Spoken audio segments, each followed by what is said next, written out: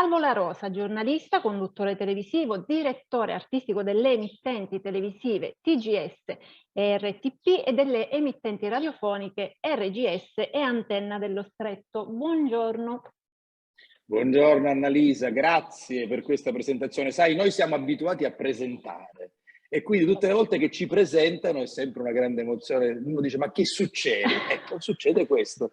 È una cosa molto bella. Grazie, buongiorno a tutti. E oltretutto devo dire che sei uno dei volti e delle voci più amate dai siciliani, questo lo possiamo dire sicuramente.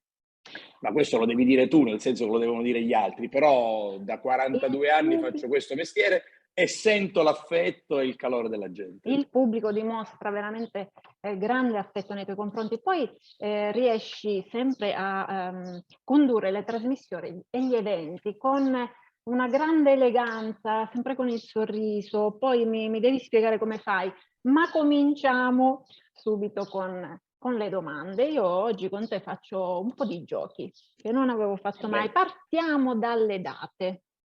Sì.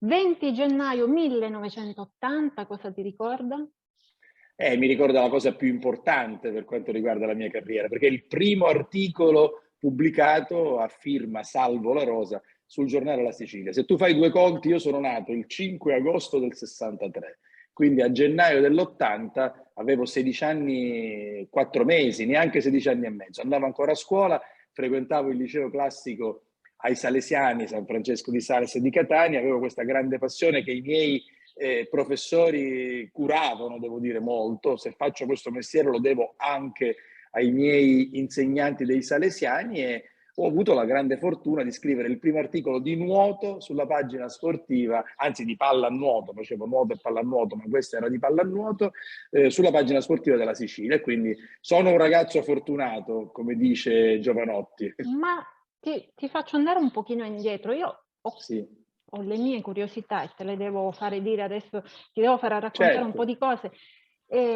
Tornando indietro, pensando a quel ragazzo e agli esordi, agli anni degli esordi, come lo descriveresti? Com'era il Salvo La Rosa di allora? Era un ragazzo vulcanico, sicuramente, coi capelli lunghissimi, ricci, un po' alla Lucio Battisti, no? Pieno di sogni, di speranze, con un sogno fondamentale che era quello di fare questo mestiere. Io ti stavo dicendo prima, un po' scherzando, un po' no, che mi ritengo un ragazzo fortunato, come cantava Giovanotti, perché poi mi hanno regalato il sogno di realizzare il sogno che io avevo da bambino, cioè proprio di comunicare, di scrivere, come ti dicevo, ma già lo sapevi, preparando questa intervista nei giorni scorsi, io facevo danno a scuola, cioè prendevo gli album o comunque i quadernoni, staccavo i fogli dal mezzo e con questi fogli facevo delle pagine di giornale, incollavo con la colla, con la cocaina, no? con la vinilica, quello che avevo a disposizione, i pezzi dei giornali, oppure li disegnavo io, facevo dei menabò improvvisati e facevo delle pagine di giornale, tant'è che poi Don Martinez, che io non dimenticherò mai, mi disse, ma anziché spaddare carta e rovinare gli album o i quadernoni che servono o dovrebbero servire per la scuola, siccome al San Francesco di Sales abbiamo un ciclostile, allora insomma non c'erano i mezzi di oggi, facciamo un giornale e abbiamo fatto un giornale di classe dove ovviamente il direttore ero io perché ero quello che aveva questa passione e quindi cominciamo col giornale di classe e con la presentazione delle recite di fine anno, cioè, facevo tutto io insieme con Carmelo Florio, che poi diventò uno dei due componenti delle Tagliole ed altri ancora. E da lì inizia una lunga carriera piena di soddisfazioni. E arriviamo a un'altra data importante, 11 novembre 1994. Ma ti sto facendo 11 fare novembre. la... Sì, no, ma Ti io mi ricordo, aiuto. guarda, io Pippo Baudo, no, tu c'è bisogno. Pippo Baudo mi dice sempre che una delle prime doti dopo l'onestà, insomma, la preparazione, sia la memoria fotografica e la memoria in generale, quindi date, notizie. Cioè, se io intervisto Annalisa Maugeri, prima devo sapere come si chiama, cosa fa, perché è lì con me, eccetera, eccetera. Sì, l'11 novembre 1994 è la data della prima puntata di Insieme, che sicuramente è stata la trasmissione che ha dato una svolta alla mia carriera artistica e devo dire onestamente anche alla mia vita, perché insomma la mia vita è cambiata, perché è arrivata veramente una trasmissione strepitosa, nessuno si poteva aspettare, nessuno, nemmeno il più ottimista, un successo così grande, così importante, grazie ad Insieme, lo dico perché sono dati certificati. Antenna Sicilia in quegli anni diventò la prima emittente o una delle prime 3 emittenti nazionali insieme con Telenorba e con Tele Lombardia, ma a quell'ora, fra le 21 e le 23:30, facevamo gli ascolti più alti d'Italia per le emittenti regionali, per cui insomma una soddisfazione enorme con tutto quello che poi ne è arrivato, insomma, cioè successo, serate, comici che sono diventati famosissimi, amatissimi, e poi tutti i grandi artisti che non dico facevano a gara, ma comunque volevano venire da noi a promozionare dischi, libri, tournée e quant'altro. È stata un'avventura televisiva che fra l'altro è durata 21 anni di fila, dal Fino al 1994 2015. fino al 2015.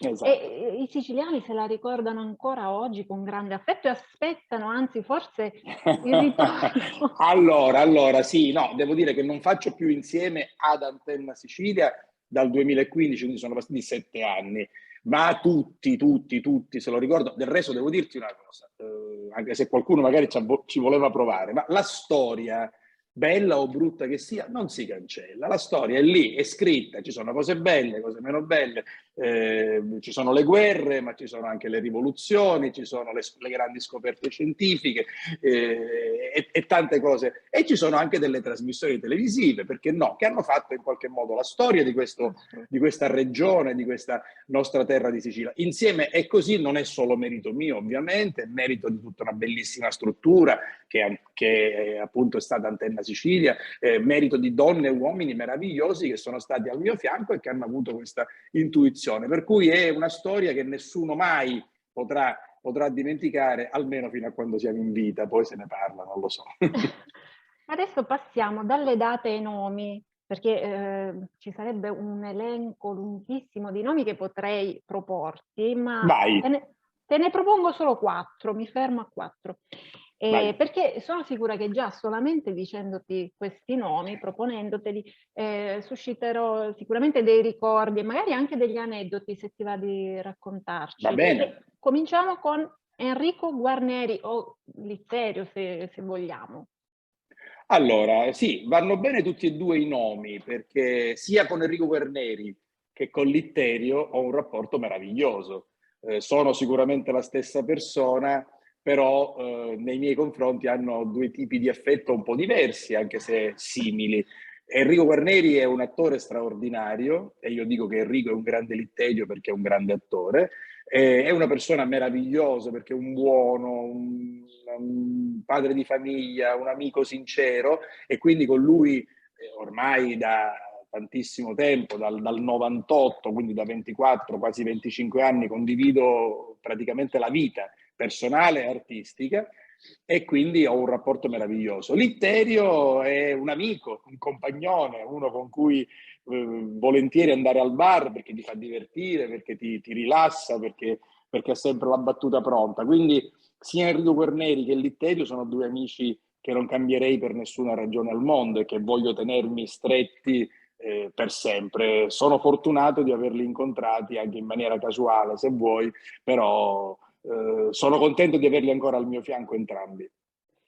Giuseppe Castiglia. Beh, devo dire che anche con Giuseppe Castiglia posso ripetere le stesse cose, nel senso che anche lui è un amico che ho incontrato casualmente sulla strada di Insieme, anzi è stato proprio il primo comico di fatto che ho incontrato, perché già nell'edizione del 94-95, quando Insieme andava in onda da un ristorante, anche quella fu un'idea secondo me geniale, cioè di fare un talk show dentro un ristorante mentre la gente mangia, cioè tu andavi a mangiare al Giardino d'Inverno, questo è stato il primo ristorante, ti mangiavi la pizza, ti mangiavi un piatto di spaghetti allo scoglio oppure un buon pesce, poi dall'altra parte della sala c'era un ragazzino di 28 anni che faceva un talk show con ospiti anche prestigiosi, con un pianista, e quindi diventava un piccolo Maurizio Costanzo Show dentro un ristorante, e devo dire che funzionò. Ad un certo punto invitai delle compagnie teatrali amatoriali, è specifico che in questo caso amatoriali non vuol dire scadenti, vuol dire innamorate del teatro, che amano il teatro, perché sono veramente compagnie di livello tutte, o insomma la maggior parte sicuramente.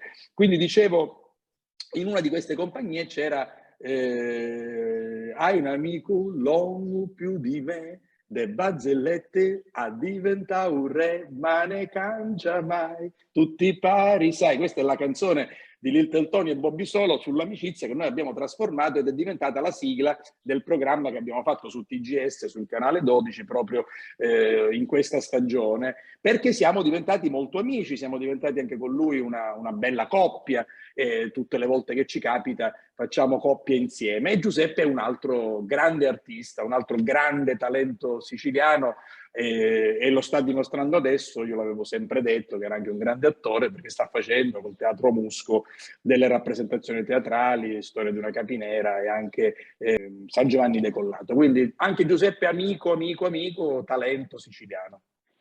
E mi fa piacere anche proporti un altro nome, un grande attore siciliano, amato dai siciliani in tutta Italia e oltre, che purtroppo non è più con noi, ma mi piace ricordarlo, Gilberto Idonia.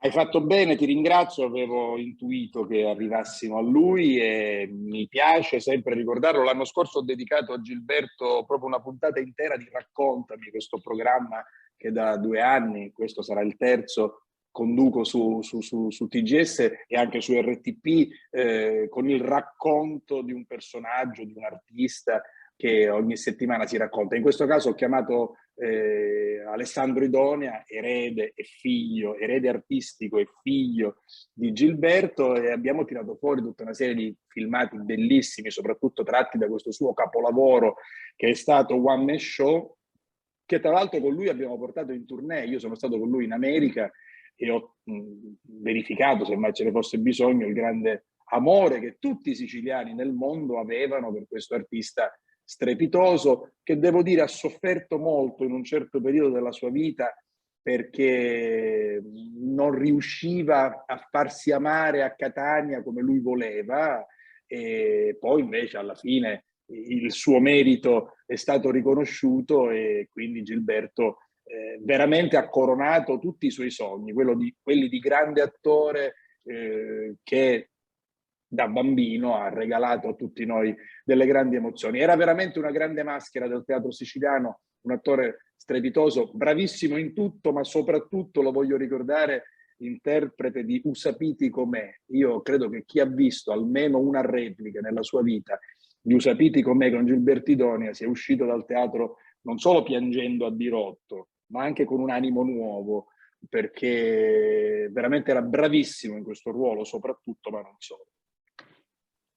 Ultimo nome, ma se dovevo scegliere ho detto finiamo così in grande. Pippo Baudo. Infatti stavo dicendo, ma è molto alto? Perché ero sicuro che finissi. Pensavo cominciassi con Pippo, però va bene. Sono così prevedibile. No, non sei così prevedibile, che io sono un uomo talmente pubblico, nel senso che mi piace anche raccontarmi, che ovviamente la mia vita la si conosce, quindi tutti sanno, ecco quello che voglio dire, che Pippo è veramente per me, non dico un secondo padre, perché il padre è uno solo, la madre pure, ma comunque un grande fratello maggiore, questo sicuramente, anche se per me è stato sicuramente anche ed è un secondo padre. Perché? Perché anche adesso tu pensi che lui mi chiama tutti i giorni, soprattutto ora che magari ha bisogno anche di un po' di compagnia, perché sei un po' più grandetto, adesso a giugno ha compiuto 86 anni, però è in buona forma, mi chiama, si confida, è bello con lui raccontarsi le cose della televisione, locale, nazionale, e comunque è stato un maestro con la M maiuscola, un amico con la A maiuscola e un fratello con la F maiuscola. Quindi tu da un amico, da un fratello e da un maestro non hai che da imparare, soprattutto se sono bravi e ti vogliono bene. Lui mi ha sempre voluto bene, mi ha sempre, come dire, aiutato, cercato, soprattutto consigliato, a volte anche bacchettato, perché sai, qualche volta questa cosa non mi piace, devi farla così, perché lui non le manda a dire mai, è sempre molto diretto, soprattutto con le persone a cui vuole bene. Quindi, insomma, Baudo è stato e sarà sempre fondamentale.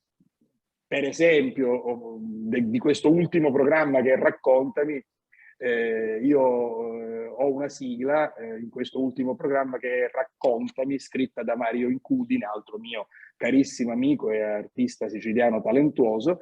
E siccome so che Pippo è anche un fan di Mario Incudine, perché gli piace molto, gli abbiamo mandato la sigla, come spesso faccio, insomma, e lui in questo punto, secondo me, di a Mario che bisogna accelerarla un po', è un po' lenta. Mario disse, sì, è vero. Cioè, e quindi anche lui ha messo lo zampino nella sigla Raccontami, e con Mario Incudine la raccontiamo, questa cosa con piacere. Sai, quando ti rimprovera affettuosamente e ti corregge affettuosamente Pippo Baudo, tu dici, beh, maestro, dammela qua questa bacchettata, qua, che mi piace. Quindi grande Pippo, peraltro lo sappiamo, insomma, maestro di tutti noi che facciamo questo mestiere, e certamente e inevitabilmente, non dico il migliore in assoluto, non lo voglio dire, però certamente re della televisione, tra i migliori, ecco io sono di parte, però tra i migliori in assoluto della televisione mondiale. E questo si può dire sicuramente, nessuno può negarlo.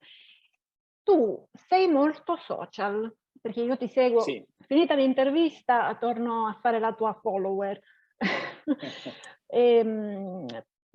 Mi sembra che ti piacciono, no, i social, no? Hai un buon rapporto. Guarda, mi piacciono da morire perché come poi io faccio, siccome sono molto curioso, perché la curiosità è una delle prime caratteristiche che deve avere chi fa il nostro mestiere, il giornalista, deve essere curioso, deve conoscere, deve informarsi.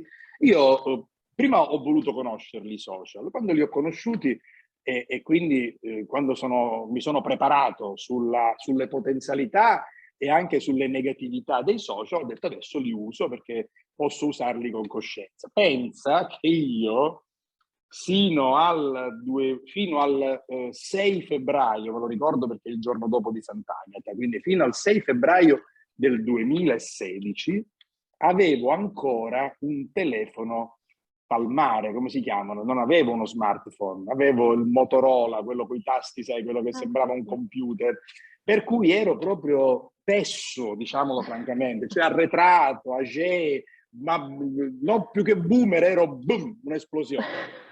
Perché no, ma a me chi mi interessa, io Ghiri, quindi non avevo sito web, non avevo pagina Facebook, allora c'era solo Facebook, ma non avevo uno smartphone, cioè io non facevo filmati, facevo fotografie orribili con il Motorola, mentre ora con i telefonini fai film, no? Fai delle produzioni. Niente, il 7 febbraio, ecco perché me lo ricordo, mi sono comprato il primo iPhone. Se tu sei pratica di iPhone, ti dico che io sono entrato nella vita digitale degli smartphone con lo smartphone 6, con l'iPhone 6, quindi ho perso l'1, 2, 3, 4, 5, niente, zero. Quando ho comprato questo smartphone mi sono chiaramente immerso in un mondo che mi ha affascinato. Ti dicevo, ho cominciato a conoscerlo, ho imparato a conoscerlo e ho capito che per chi fa il nostro mestiere o per chi vuole comunicare, al momento sono mezzi indispensabili. Ora, per esempio, io sono a Catania centro, tu sei a casa tua, un po' lontano da me, e noi stiamo comunicando serenamente, stiamo facendo un'intervista che fino a qualche anno fa era impossibile. O io venivo da te o tu venivi da me o ci incontravamo in campo neutro. Quindi sono felice di avere una bella pagina Facebook che ha superato i 205.000 follower, sono felice di avere anche una pagina Instagram che notoriamente è più dedicata ai giovani, ma devo dire è stata accolta molto bene. e ho 40 e passamila follower, insomma sono contento di arrivare, oltre che con la televisione, con la radio, anche con il web e con i social. Però, piccola parentesi, tu sei un caso anomalo nel web perché non litighi con nessuno. Solitamente i social ti portano poi ad essere anche un po' polemico. Tu invece Sì, io penso che bisognerebbe ogni tanto studiare il tuo rispondo, caso. ogni tanto rispondo quando non ne posso fare a meno, quando qualcuno diventa un po' più eccessivo, quando qualcuno diventa anche un po' più volgare. Io l'ho detto dall'inizio, io ho una pagina in cui comunico quello che faccio, la gente può criticarlo perché se non ti piace una cosa, sai, ieri sera non sei stato bravo durante la presentazione perché hai sbagliato un congiuntivo, perché hai sbagliato due nomi, perché eri sottotono. Queste sono critiche costruttive che io accetto e sulle quali mi confronto. Le volgarità, peraltro, come dire, ingiuste, facili e gratuite, non mi piacciono, non le voglio, non mi interessano, le evito, quindi spero che le evitino anche gli altri, e quindi quando qualcosa di questo avviene io rispondo. Qualcuno mi dice alla Salvo la Rosa, un mio amico ci devo imparare a rispondere, ma non è che ci vuole tanto, bisogna essere solo persone equilibrate, persone per bene, persone serene. Poi quando te le scippano dalle unghie, diciamo, magari uno poi si perde, ma a me non succede, nel senso che voglio dire, ecco, soprattutto quando sono cose pubbliche, soprattutto quando sai che dall'altra parte ci possono essere anche ragazzini, ci possono essere anche persone fragili, persone meno preparate all'impatto con questa cosa, devi essere molto equilibrato. Ma questo, Annalisa, deve essere una regola che dovrebbe e deve, io dico, governare la nostra vita di professionisti, anche in televisione. Io ho sempre fatto così. Voglio dire, se vai a fare un fatto di cronaca, lo devi raccontare, devi essere preciso, ma se puoi evitare immagini becere, immagini cruente, immagini che non aggiungono nulla al racconto, evitale, anche perché, ripeto, all'ora del telegiornale, che poi è le 13, 13:30, 14, 20, 20:30, ci sono quasi sempre i bambini, i ragazzini. Io mi sono sempre posto una cosa fondamentale, ma quello che sto dicendo a chi arriva, e se in questo momento lo ascolta una persona anziana, un uomo, una donna, un bambino, che cosa pensa? E allora mi metto nei panni di chi mi ascolta e cerco di dare la notizia in maniera giusta, corretta, reale, onesta, ma evitando, poi ripeto, ognuno faccia quello che vuole, questa è una mia opinione personale, però le cose violente, le cose cruente non mi sono mai piaciute e le ritengo inutili. Però questa tua osservazione apre un piccolo capitolo perché oggi il web e i social permettono a tutti appunto di creare contenuti, creare anche un proprio spazio, così come faccio io ovviamente.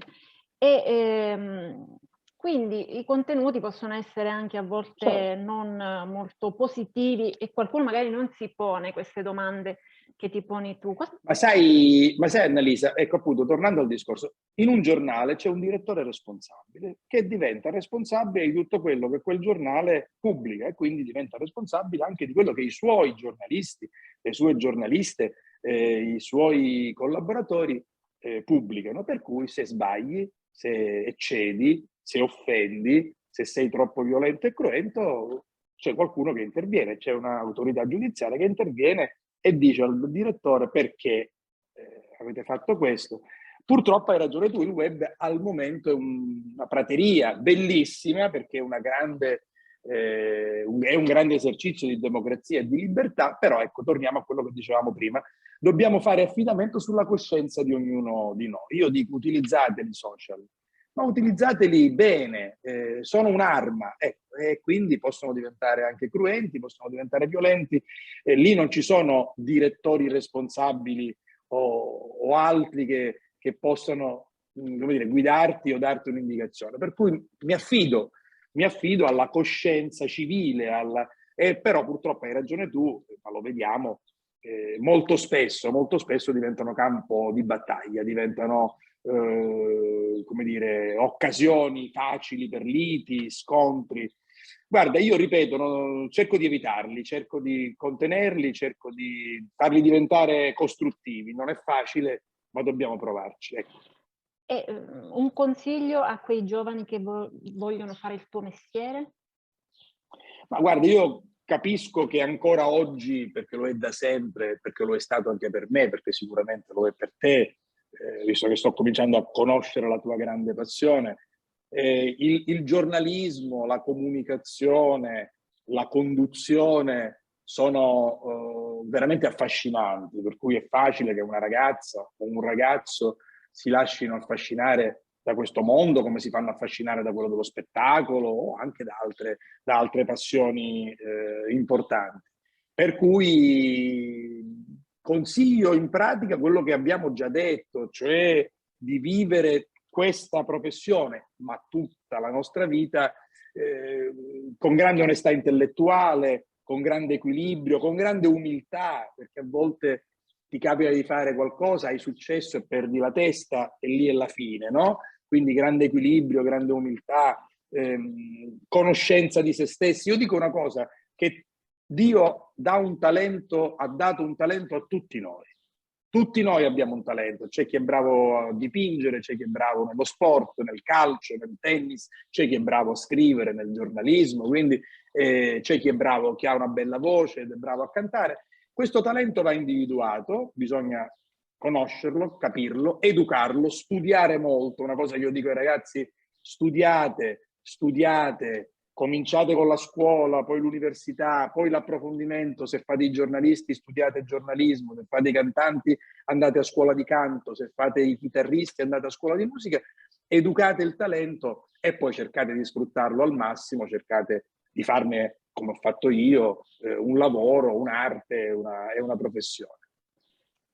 Per concludere, dove ti troviamo quest'estate, i prossimi eventi, cosa hai in programma? Poi che do l'indirizzo di casa? No, no, No. no. Tanto io abito in pieno centro a Catania.